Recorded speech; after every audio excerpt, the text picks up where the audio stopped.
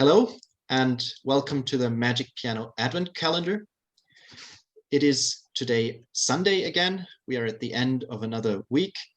It's Sunday the 12th of December. And for our Sunday special today, I have the pleasure of meeting Hans Schmitz. Hans Schmitz is maybe the foremost expert on the Welte-Mignon in Germany. And we were very lucky at the HKB that Hans Schmitz has been collaborating with us for many years. He is part of our research project, actually much longer than I am myself. And we had the pleasure to benefit from his knowledge and his contributions countless times with his knowledge on the preservation and restoration of Welte instruments, his knowledge of the history of the company, and also with his incredible collection of rolls that he was willing to share with us for research purposes. So, welcome, Hans. Thanks for joining us. And the reason why I invited Hans today is because of the rolls that I chose for this Sunday. The rolls are rolls number 1053 to 1055, three very short rolls with, again, Christmas songs, some of the most famous German Christmas songs. And these rolls, while they are certainly not the most interesting rolls from an artistic point of view, they have tremendous historic value for understanding Welte as a company, because these rolls were recorded by a man named Hugo Popper. And Hugo Popper had a very peculiar connection to Welte, especially in the first years after the invention of the Mignon instrument. And Hans Schmitz has done a lot of background research on Popper and the connection between Popper and Welte, and that's why I invited him for this little interview to ask him about who Hugo Popper was and what his importance is for Welte. So Hans, could you maybe briefly summarize for us who was Hugo Popper and how was this connection between the companies of Welte in Freiburg and Popper in Leipzig? How was it established? Who initiated this? Well, Hugo Popper was coming from Prague or Bohemia, where he grew up. And first he was foreseen for a military career, but he himself loved to become a businessman. And so he decided also to move away from Czechoslovakia or from Bohemia to Leipzig, which at around 1890 was a center for musical business. He loved music already as a child, but he had never got an education in music. But then as a businessman, he soon found connection to the firm Polyphone, the metal discs, musical box manufacturers, and he began to sell them as an agent on the whole Balkan and had a very good success there until he founded his own firm in 1891. And soon he became bigger and bigger. For example, he became agent as for Racca, an Italian firm, and he let them make special cases for the Racca instrument with carvings and so on. And he already had in the 90s, every year a market stand on the Leipzig Fair in spring and in autumn.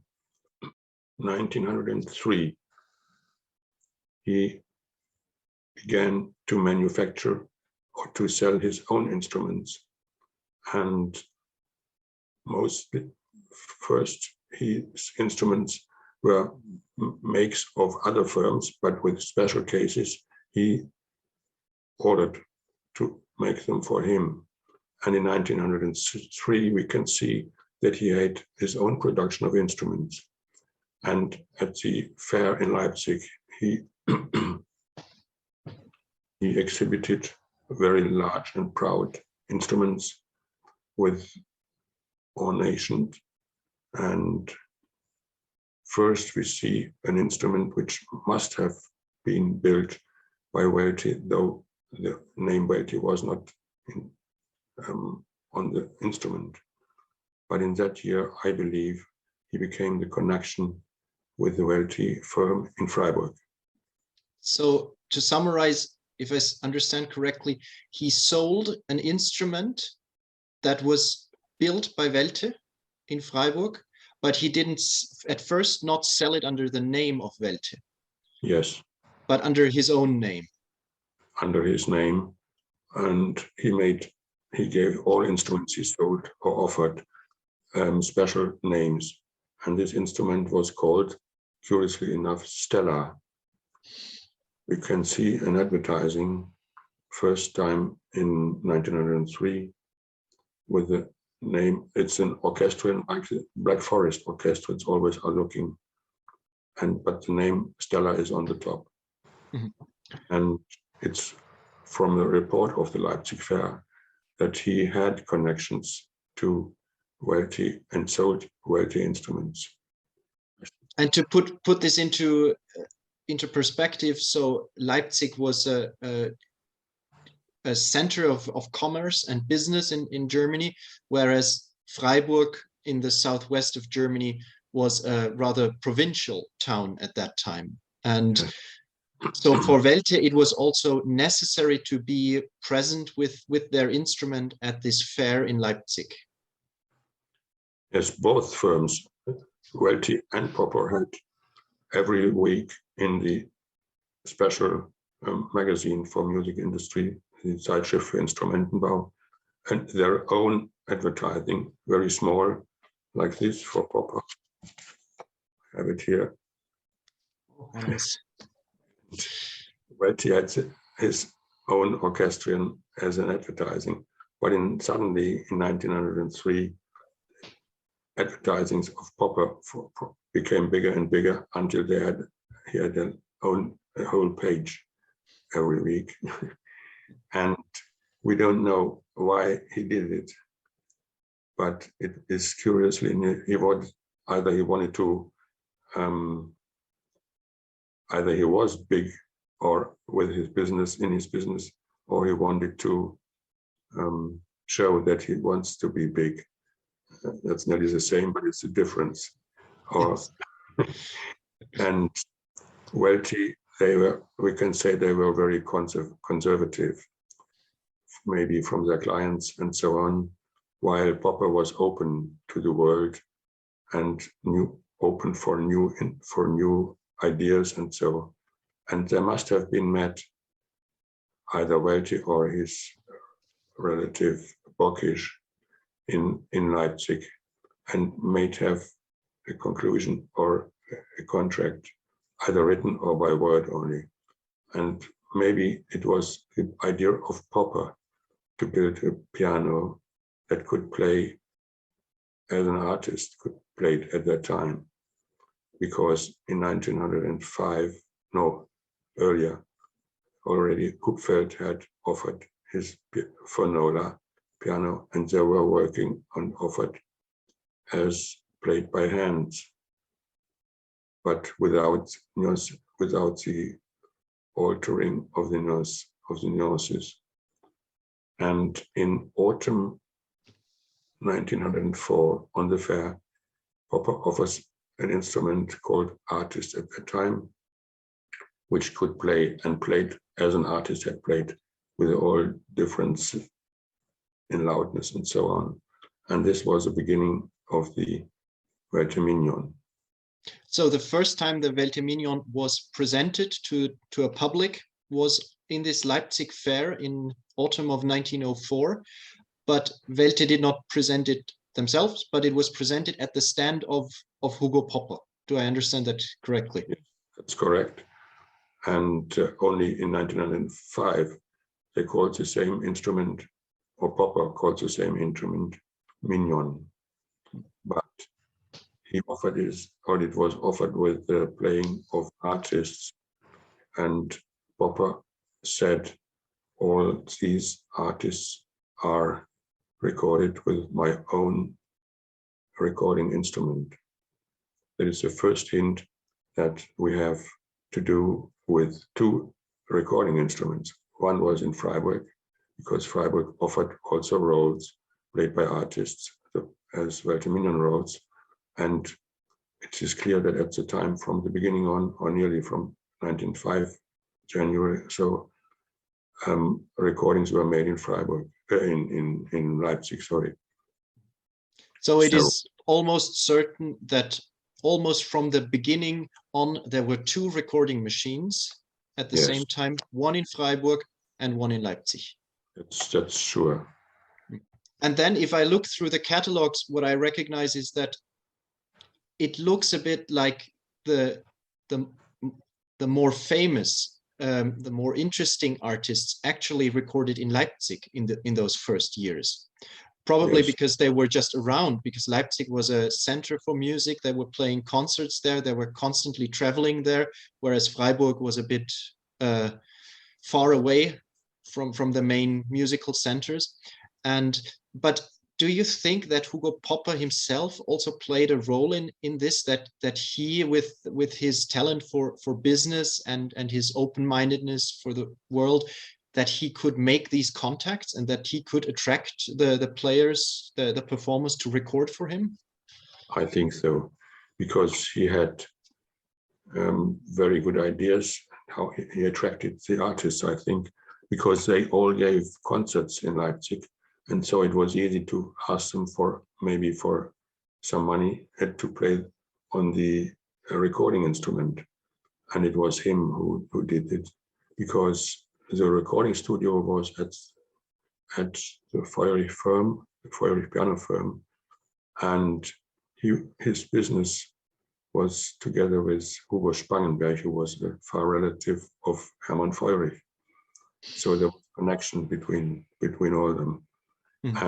But we don't know if there was a contract, a written contract, or if it was only by words, by handshaking, make you the recordings in Freiburg, make you the recordings in Leipzig, and we, Welte, are doing the recordings in Freiburg. But maybe very curious, these recordings in Leipzig ended in October 1907. We can see that from the dates of the recordings. And we don't know why. There is only because maybe the contract was ended, but it is impossible or cannot be understood. But maybe he had differences or with selling the Welte-Mignon, because they had made it, that is clear, they had made a contract. Popper, you can sell the Welte-Mignon in Europe, or at least in Germany, and we sell the instrument in the United States. And in November 1906 already, we have one letter from the agent of Popper, who was at that time in Freiburg. And Popper wrote a letter to his agent, Hugo Hermann Möhle, to the hotel in Freiburg. Well, Welte is just rising their prices for selling the instrument, but I'm not confident with that. I do not accept that. And they rise the price very high. And why they do, and he counted them, that is impossible to do that price, because then they can't sell the instrument. So there are hints that there is differences between both sides. And then you said earlier in 1903 or so, Popper had sold a Welte orchestrion under the name of Stella, but then a bit later the name Stella reappears. and Stella becomes the brand name of a reproducing piano by the Popper company. And might that also been part of this of these differences that Hugo Popper at some point decided to make his own reproducing piano? Maybe, but we are not sure, because a report of the Leipzig Fair says in sorry, in 1908, the Popper Stella is made for barns and for restaurants and for hotels, but not for the private use, as a Welte-Mignon is made. So maybe that was a discussion about that, how to sell it. But the Stella was absolutely the same construction as a Welte-Mignon. It was not new, it was only built in a different way. And why did Popper that? And he said, well, the rolls for the Popper Stella is made with our own equipment, with our own and improved recording machine. That is a hint for me that he did not accept the Popper, the Welte restrictions for selling, or the prices for, because Welte wanted to sell the instrument very at high price in the United States and also in Europe, but Popper didn't accept. He was thinking it's better to sell at low price. And so he wanted to reach a bigger market and sell more of the instruments at a lower price, and then they might have come up with this kind of maybe it was a handshake agreement or whatever, that Popper would sell the Stella, but only with rolls of popular music and for entertainment, for bars, restaurants, whereas Welte would still tend to the more elitist market of the classical music and sell it with the classical pianist's repertoire. Yes, it's so. But curiously enough is that Popper offered from that time on the Stella in very different cases. And we don't know which piano brand it was. Maybe it was a fröhliche or not. We don't know. Because he does not say it. It's a Stella is made by Popper.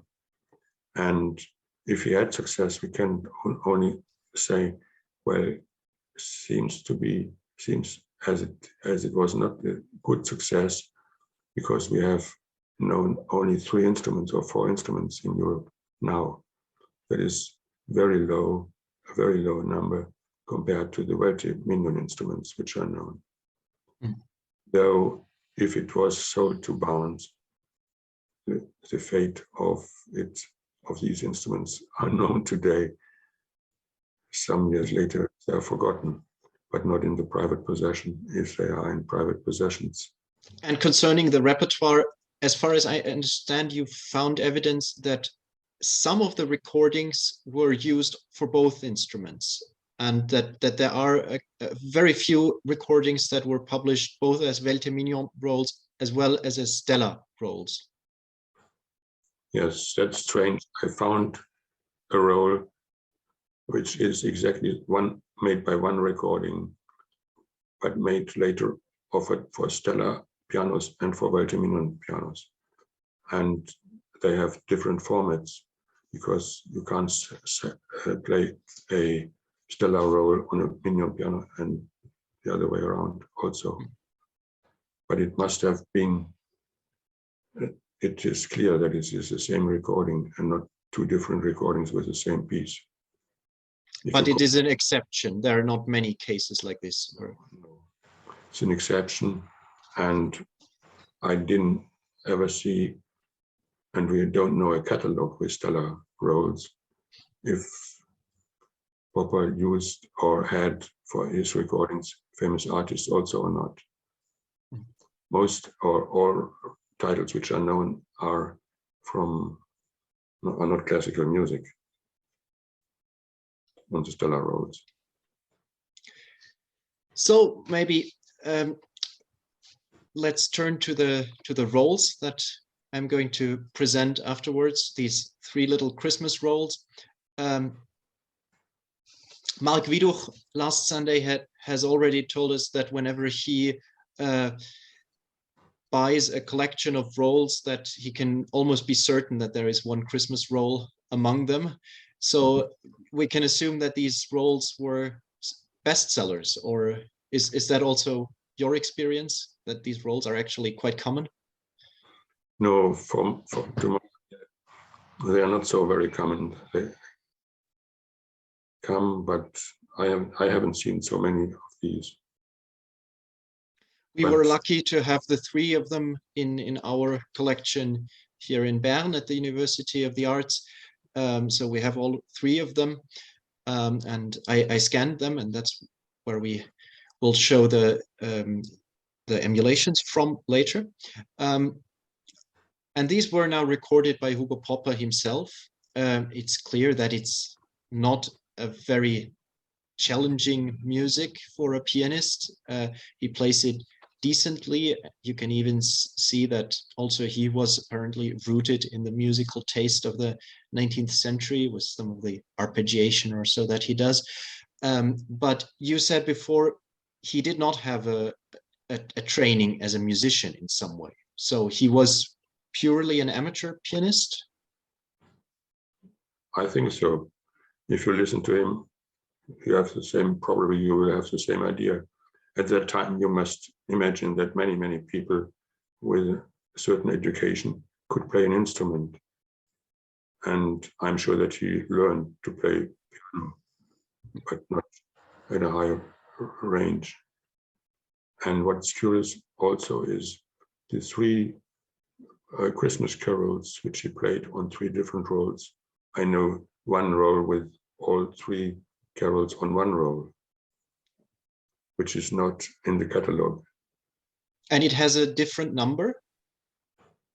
It has no number. It has no number at all. Okay. No, it has no number. So I think we have learned a tremendous amount about Hugo Popper from you. I don't want to miss the chance to refer to your article, because you have written about this also. And I think it appeared last year, or? No, in April of this year. April of this year in the German Journal for Mechanical Musical Instruments.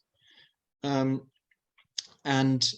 it's a wonderful article that really shed some new light on the history of Popper and Welte. And I can only recommend everyone to read this. If you read German, I think it's not available in English so far, or? No, it's not in English, but the article is published on the page of the German Gesellschaft für mechanische Musikinstrumente. And I will put the link into the description of this YouTube video, so that if you want to read it in more detail, please do so. And yeah, Hans, thank you very much for joining us. It was a great pleasure having you for this interview. I hope we will have many more occasions where we can benefit from all your wisdom and knowledge. You are a man with limitless resources on Welte-Mignon, and it's yeah, it's just a huge privilege to be able to work with you. So thank you very much, Hans, and hope to see you soon again. Bye. Thank you.